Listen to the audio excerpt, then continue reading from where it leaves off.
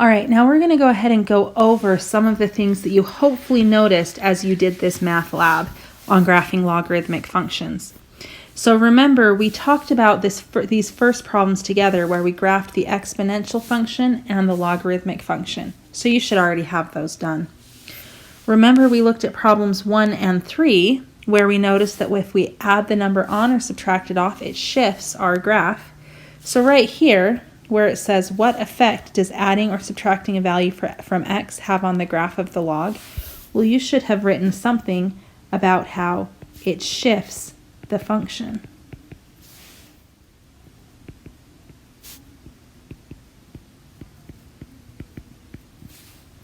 So once you have that written down, let's go ahead and look at the second page of this assignment. So problem 5, notice how we put the negative on the outside of the log. So first you have to remember that when we put in a negative, that reflects the function. And in this case, where it's outside, it's going to affect y values. So we're going to go from positive y values down to negative y values, which will reflect us across the x-axis.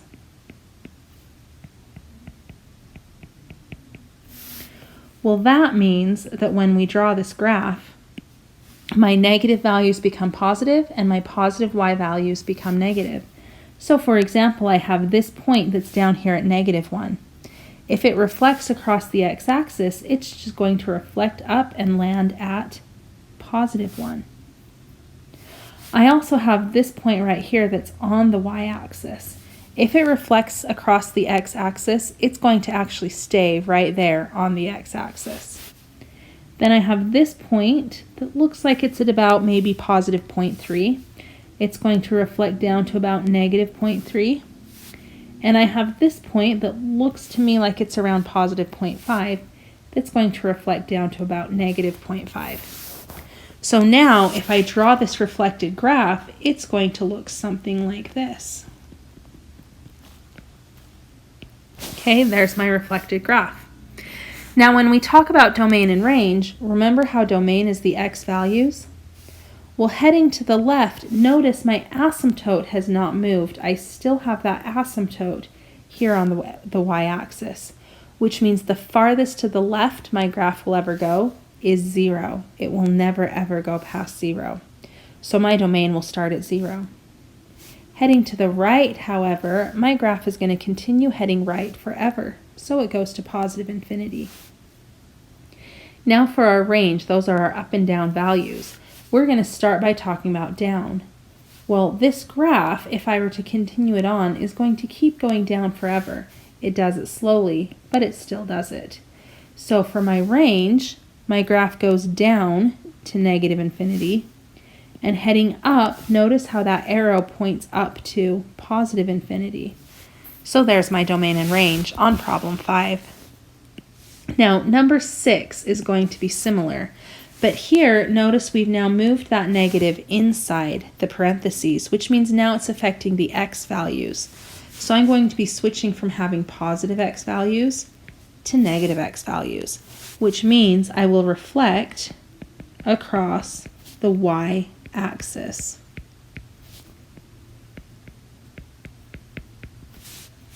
All right, well that means that the positive x values become negative x values. So for example, I have this positive x value here that looks like it's at about maybe 0.1. It's just past that y-axis. So it's going to reflect over to -0.1. I have this x value that's at +1, and it's going to reflect to -1. This x value at 2 will reflect over to -2. And this x value at 3 will reflect over to -3. So now if I draw my new graph, it's going to be looking something like this. All right, well, so now if we talk about the domain and range, domain, remember, is our x values from left to right. And heading to the left, notice how this time this graph is going to keep going left forever. So it heads left to -infinity. Heading to the right, however, well, my orange graph never actually crosses this asymptote at 0. So the farthest to the right my graph will ever go is going to be 0. Now my range are my up and down values, so heading down, notice how this graph goes down forever. So it goes to negative infinity. Heading up, my graph again, it goes up. It does it slowly, but it still does it. So it's going to go up to positive infinity. So there's problems 5 and 6. The next question says, what effect does multiplying x by a negative have on the graph of the exponential function? What effect does multiplying by a negative out front have on the graph? Well, if we multiply x by a negative, that's like problem 6, where we reflect it across the x-axis, or excuse me, the y-axis. So multiplying x by a negative reflects us across the y-axis. And the second question here was, what effect does multiplying by a negative out front have on the graph? Well, multiplying by a negative out front, notice that's like problem 5, that caused us to reflect across the x-axis. Okay, so there's that question. Well, once we know that, we're ready to go ahead and graph these graphs on problem 7. So problem 7, the first graph we're asked to do is log base 2 of x. Well, notice here how my base is 2. So to figure out the graph, I'm going to start with the equation y equals 2 to the x. And I'm going to choose my x values, and I'm going to use -2, -1, 0, 1, and 2. Well, if I take 2 to the negative second power, that gives me 1/4. 2 to the negative first power is 1/2. 2 to the 0 power is 1. 2 to the first power is 2. And 2 to the second power is 4. Now you might notice that this is the same table that we built back here at the beginning of this problem, because we're graphing the same function. So now that I have the table for the exponential equation, to get the logarithmic equation, I just switch the x and y. So if I switch my x and y, this equation becomes 1/4 -2, 1/2 -1, 1, 0, 2, 1, and 4, 2. So I'm going to go ahead and graph those points. So I have the point 1/4 -2, which is right here. 1/2 -1 is right here. 1, 0 is right here. 2, 1, and then 4, 2. And then I'm going to graph each of these points to create my logarithmic equation. Okay, notice it says to describe any transformations and to state the domain and range. Well, I haven't transformed this one at all because it's the parent function, so I'm just going to label that this is the parent function. Domain, remember the x values. Well, the farthest to the left we ever go is that asymptote at 0. Farthest to the right we ever go is positive infinity. For the range, our up and down values, the farthest down we go is negative infinity, and the farthest up we go is positive infinity. So that's that first problem. Well, once I have that, this next problem, notice, is the same function, log base 2 of x, but now we have that -2. Notice how the -2 is inside parentheses, so it's going to be affecting my x values. And subtracting 2 is going to be a shift. So I know I'm going to be shifting left or right, but remember how x is the rebel that does the opposite?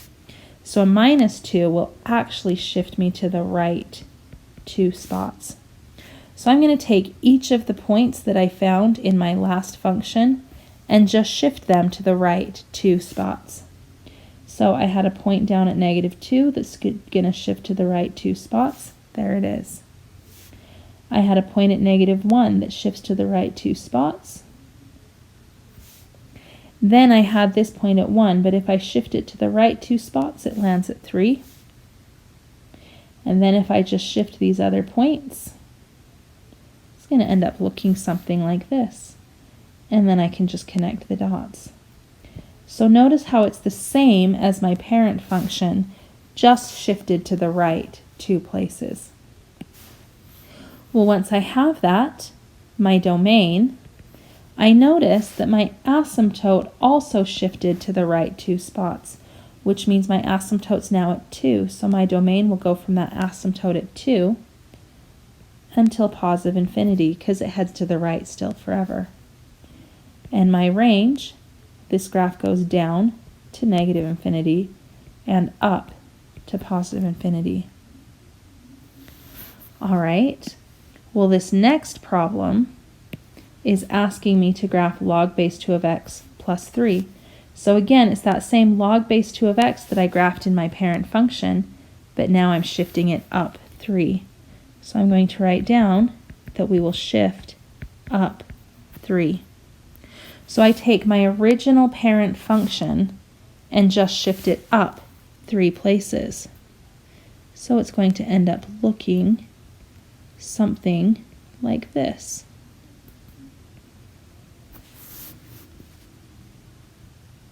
Okay, and if I connect these dots, I get a graph that looks sort of like this. Okay, well, the domain here, notice how heading to the left, I still have that asymptote at 0. So the lowest down I ever go is 0, and the farthest to the right I'm ever going to go is positive infinity. For the range, the farthest down we ever go is negative infinity, and the farthest up we ever go is positive infinity. Okay, the last question on this line is asking us now to do log base 2 of x minus 2 plus 3. So that minus 2 we did just a minute ago is going to shift us to the right 2, and the plus 3 is going to shift us up 3.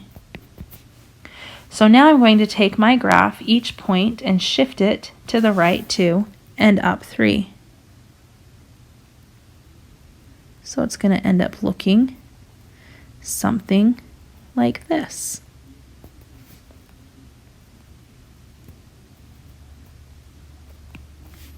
Okay, here's my new graph, shifted to the right 2 and up 3. The domain, notice the farthest to the left I ever go now is that asymptote at 2, and the farthest to the right I go is positive infinity. For the range, the farthest down I ever go is negative infinity, and the farthest up I ever go is positive infinity. So there's that problem all worked out for you. We'll go ahead and get the original graph of this log base 3 of x, and then I'm going to let you finish the function out. So to get the graph of log base 3 of x, I'm going to start with the table for y equals 3 to the x power. And I'm going to use my same numbers, -2, -1, 0, 1, and 2. So 3 to the negative second power is 1/9. 3 to the negative first power is 1/3. 3 to the 0 power is 1. 3 to the first power is 3. And 3 to the second power is 9. Well, if I switch the x and y on this table, then I get the points 1/9, -2, 1/3, -1, 1, 0, 3, 1, and 9, 2. So if I graph these points, I have 1/9, -2, which will be about here. 1/3, -1 is about here. Here's 1, 0. Here's 3, 1. And then, of course, 9, 2 will be off the graph, so I'm not going to worry about that. But here's the graph of this original function. Now again, this is my parent function, so it doesn't have any transformations on it. But the domain, notice that the farthest to the left we ever go is 0. The farthest to the right we go is positive infinity. For the range, the farthest down I ever go is negative infinity, and the farthest up I ever go is positive infinity. So once you have that parent function drawn, you can go ahead and try those last 3 problems on your own.